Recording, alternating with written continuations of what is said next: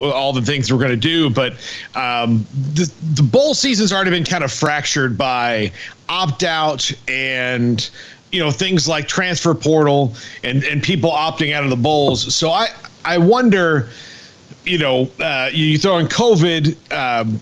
Does it change your mind on the 12-team playoff at all? I know that you're not in favor of it. We can go into that. But for someone who is so staunchly against it, the 12-team playoff would seem to solve some of these issues of transferring out of a school that can never be in the playoff or to go up the ladder, opting out of a bowl game that doesn't matter, all those different things. Those could maybe not eliminated, because I'm sure some people will still do it.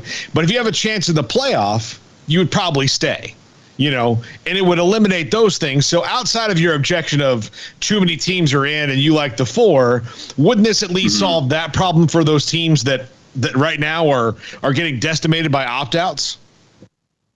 Yeah, I think you can make a case for it. I think there's just different pieces that matter to different people. Like I think we'd still have the playoff with 12 teams, and maybe that works, maybe it doesn't. But overall, if you're opting out of a New Year's Six bowl game, that still matters a lot to university. I get it's not the same level as a playoff game, but I still think we'd see a pretty frequent amount of opt-outs. Like the guys that are in it for the money, right? The guys that are in it for their draft stock, a playoff game, and they're a 9 seed. Maybe it moves the needle, maybe it doesn't. But I think we'd still see enough opt-outs to where it would impact the bowl season. So I think there's bigger issues at large for the whole bowl structure and ways that we can, I think, make it a little bit sweeter for players to play in some of these games. I think that's really what it is the players. It's like, hey, what am I getting out of this? What's in it for me in a bowl game? And if it's not, a Visa gift card that's moving the needle for you, you got to find a way to maybe do some profit sharing. So like you said, larger conversation, but my short answer to that is I don't know that it would move the needle a ton in terms of opt-outs. And that's just my own thesis. Well, if NIL, and that's going to be the new lifeblood of college football. If name, image, and likeness is now here, which it is, I don't understand why the players can't get part of that bowl payout. Why not? Yeah. What's keeping it from happening? Like, is that not going to just help both parties? Like, how much money are you really making from a bowl game if you're a school that you can't part with to keep some of your best players, which is what fans are going to go see? Like, if Ole Miss doesn't have Matt Corral in the Sugar Bowl, you probably lose some people's interest in the Sugar Bowl. I mean, quite frankly, the Ole Miss fans obviously are still going to be there and still show out, but there's still a fraction that's like, man, we were going to go to that game because that was Matt Corral's last game as a Rebel. That's where we were going to go. Now we'll watch it on TV. Yeah. Well, look, and we have a guest, and you'll hear that recorded interview later. Brett Norsworthy from WHBQ in Memphis, a sideline for Ole Miss, an old friend of mine. And we talked about how Baylor and Ole Miss, outside of the playoff, might have the luckiest, set of circumstances in that no one's really in the portal that matters. And none of the big time players have opted out to go to the NFL, even the guys like Matt Corral who are going to the NFL. And the biggest thing, like if you're Ole Miss is lucked out in that Matt Corral decided to play in this game because if Matt Corral's not going and he might be the first quarterback taken, then what can you say if you're a healthy other Ole Miss player? 1,000%. I think it really goes back to culture. I guess the one thing that I guess you have to look at if you're Ole Miss and say maybe it's just the one tick on their otherwise clean resume is obviously Jeff Levy's not going to be there. He's not calling the offense, but I think it really does come down to culture. And both these teams, from what we can see, have a pretty rock solid culture from the top down. I don't think someone from a Dave Aranda coach team is going to opt out of a bowl game when you were 2-7 the year before. Like, this matters to those players. And a little bit different for Ole Miss, but if your leader, Matt Corral, who has everything to lose if he were to, God forbid, have a really horrible injury and hurt his draft stock, if he's not opting out, you definitely don't have a chance to opt out if you're a mid-round player on the Ole Miss team. Yeah, absolutely not. Now, JD COVID is running roughshod through the bowls, and we've got, Boise State's now pulled out of the Barstool Sports Arizona Bowl. Miami pulled out of the Tony the Tiger Sun Bowl.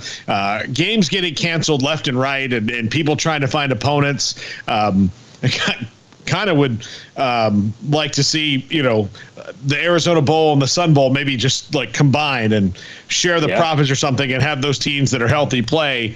I wonder, and not trying to get into the larger discussion of COVID, but when does the policy change to where, like we're going to see, like seeing the NFL right now, the NFL is not testing asymptomatic players.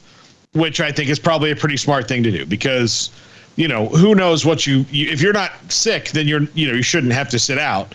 And especially asymptomatic vaccinated players, they're not testing those people. If you're symptomatic, they test you and they sit you aside. That's the new policy because the one they've had has put them in this predicament of, Garrett Gilbert having to start for Washington or Josh Johnson having to start for Baltimore because of those things. And I don't know if Tyler Huntley's symptomatic in Baltimore or whatever, but are we at a point, though, where maybe we're not in sports learning to live with this and coping with it as opposed to shutting down and kind of running scared from it?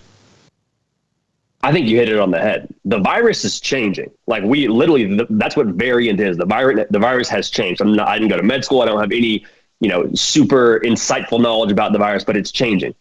Why can't we adapt to a world that's changing if the virus is changing? I mean, it seems like there's some common sense that we're just passing on here. The thing that I think is most concerning to me when we look at this whole, debate about canceling games, not canceling games, whatever, if the NCAA and the powers that be are okay with having a national champion crowned without playing a game, what do we really care about? Like, are we really concerned about players? Like that's a very easy thing to solve. You know what I'm saying? So I think there is a little bit of common sense we're passing on here. The game needs to evolve with it. I think you hit it on the head. I mean, what are your thoughts on that? Because to a degree, it's something that a lot of the great programs seem to have gotten away from. Alabama's not having COVID problems. I mean, Baylor's not having COVID problems. Not to say Baylor is on the same level as Bama, but some of these teams with a great culture and a great structure seem to kind of escape the COVID bug. Yeah, well, and again, it COVID kind of waits for nobody, but if people have better policies, my feeling on it is I'm very pro-vaccination for everything. Like, COVID, polio, whatever you want to get a vaccine for, please get a vaccine for it. That's how we solve these problems. But I also think that if 85% of our country is vaccinated right now, then all those who are we doing this for? Are we doing this for people who are never going to do it no matter what happens? I mean, I think there's some people that COVID could make you bleed from your eyeballs and not going to get you the shot. I mean, it's just they're not going to do it. So while we need to encourage things, sometimes you have to move on and adapt and say, look, you should get the vaccine, do that. But you can't, if we can't change people's minds and we have to live with this, I think a lot of these precautions are kind of oversteps in that. If people aren't sick, if there's guys like Baker Mayfield for the Browns, sat home asymptomatic for a week and didn't play in a game, what was the point of having him not there? He's not, necessarily spreading it. The NFL's research shows that asymptomatic players are not spreading the disease. So, if he's vaccinated, asymptomatic, and sitting at home, you're doing that. You're overstepping your caution. And it's also when you do that and you have people who are remaining unvaccinated in the world and they have to still stay at home or not do things, they're saying, well, all these vaccinated people have to stay at home. Why am I going to change my mind? 100%. Yeah. So what you're doing is while you're being cautious, you're now being counterproductive. You've turned into being counterproductive as opposed to cautious and making sure that we're stopping the spread of the virus. Well, I think things are changing and we need to adapt. And I think canceling these games and doing all the things that we're doing that's going on is not, look, if you're Texas A&M and it's not just COVID. That's the other thing is you've got COVID on top of this. That's why I brought this topic up to start the show. So you've got COVID overarching this.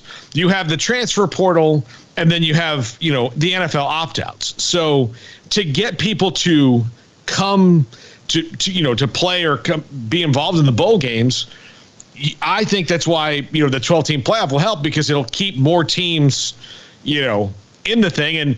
And those are the teams mostly they're going to have the most NFL players, the Alabamas and the, LSUs and the Texas A&Ms and the Baylors and the Texas Tech and Oklahoma's Texas Tech, but Oklahoma's of the world are the ones who get the most guys drafted, right?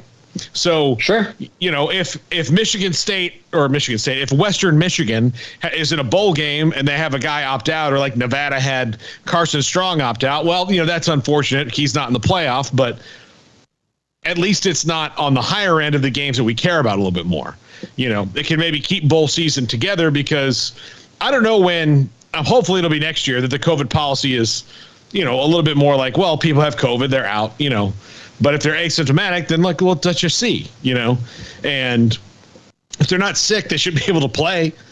I mean, I don't, that's my feeling is, get your shots, get all 3 shots, go do all that stuff. But at the end of the day, if we're all getting shots and we still have to stay home, then what was the point for a lot of people? I get not getting sick, but like to help drive this home, like you should be able to get your shot and live your life. That's the point. And if we're still getting your shot, that's what was told. Yeah. So if we're not getting the shot and then getting to live our lives asymptomatically, then why are they canceling these games? Like, what was the point of telling these players, some of them didn't want to do it, to go get it? You're not going to convince them otherwise. This is kind of a life lesson for everybody. Like, sometimes you do things you may not want to do for the betterment of society and the team and everybody as a whole. And then when you do it, they still don't. They keep moving the goal line. It's, When in reality, all of us who've gotten the shot don't really get sick, and we're fine. We're vaccinated. It's fine. We're moving past it. Let's agree. Let's move past it, and go. Yeah, I'm 100% with you. If the goal of the vaccine is to make the people that are worried about COVID to be able to feel comfortable about that, then let those who want to get the vaccine, because we've established it doesn't necessarily stop the spread. So, like, for example, Lane Kiffin, fully vaccinated, got COVID this year, couldn't coach in the game. Fine. But if he feels fine, if he's not going to, feel bad coaching the game and everyone's okay with like the repercussions, then let's roll. Like, let's not just continue to say uncle to this thing. I don't think it makes sense to live in fear of COVID when we continue to say that we have all these solutions. Let's be solution oriented. And let's not just say, hey, we're going to take a pass on common sense and just let whoever doesn't play in that bowl game, well, that's too bad. You're playing the national championship game. That's too bad. Your team had COVID. You can't play. Alabama's a national champion again because your team got COVID. Like, that doesn't make any sense. Yeah. Well, and look, Michigan right now is suffering through having to be in Miami and stay in their hotel room, right? Because Miami is one of those places that's been a COVID hotspot because it's in a state where there's less vaccine, all these different things, whatever the rules are. So now it's just kind of different. I think we need to maybe move past it. And again, if you're not sick, you should be able to play. If you're sick, then don't play. It's kind of like work. And I think we've had this idea in America of, look, you should go to work no matter what. If you're sick, you should go. If you're contagious with something and actually sick and sneezing and coughing and stuff like that, don't go and give your coworkers a fever. But if you're not sick, then work. I mean, there's this balance. We're all out of balance. Everything's out of balance. Balance is good. Yeah. I'm all about balance. Balance is great.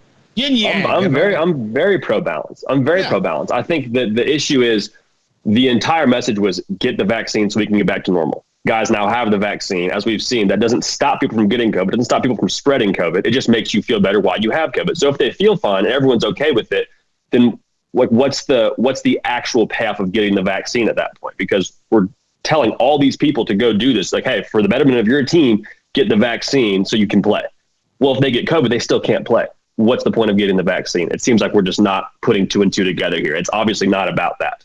Yeah. I mean, the NFL tried to do that with their policy. I think that was pretty smart of like, hey, look, if you're not vaccinated, then you have to go through all these protocols. If you're vaccinated, then you live your life. And that was smart. And I think that for the most part, until the last month has worked for them. And then they have to react to all these new things. And I don't know if are reacting to reality or reacting to the past, when we weren't equipped to deal with this, when it took forever to get a test, and when you wasn't a vaccine.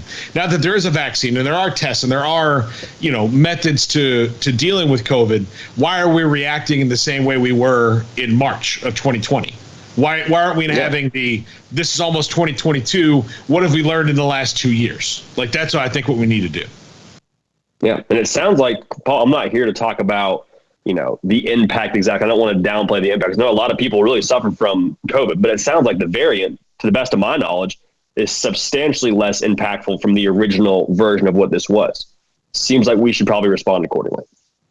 Yeah, I think so. I think you just need to move on and just deal with it. Just deal with let's deal with the now and not with the then. Yeah, or not even the what if. Like, let's take a break from the what if, because that seems to be what everybody's worried about is what if they get exposed this way? What if this happens? It's like, well, that's what the vaccine was supposed to eliminate, according to the people that were telling us to get the vaccine.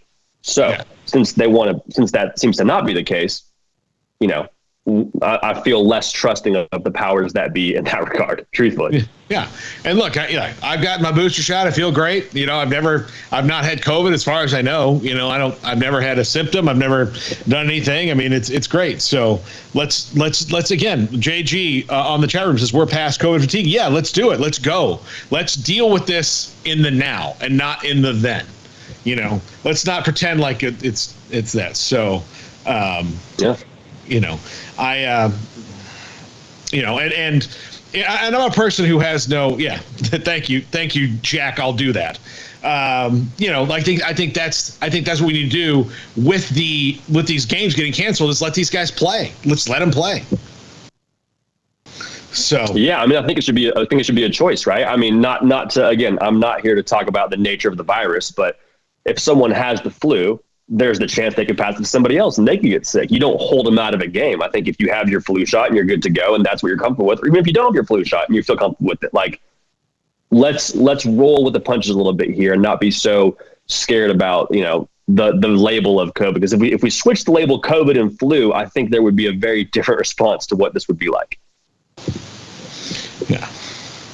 Yeah, absolutely. Absolutely. Now, look, we've got bowl games coming up. We've got the Sugar Bowl coming up. We're going to have lots of stuff. I'm excited about this Sugar Bowl game. We'll take a break right here. We'll come back with a short segment. We'll break again. We kind of let this get out of hand a little too long. We've got a break right here. We'll come back. We got to talk about Sugar Bowl. And then we'll see Dave Aranda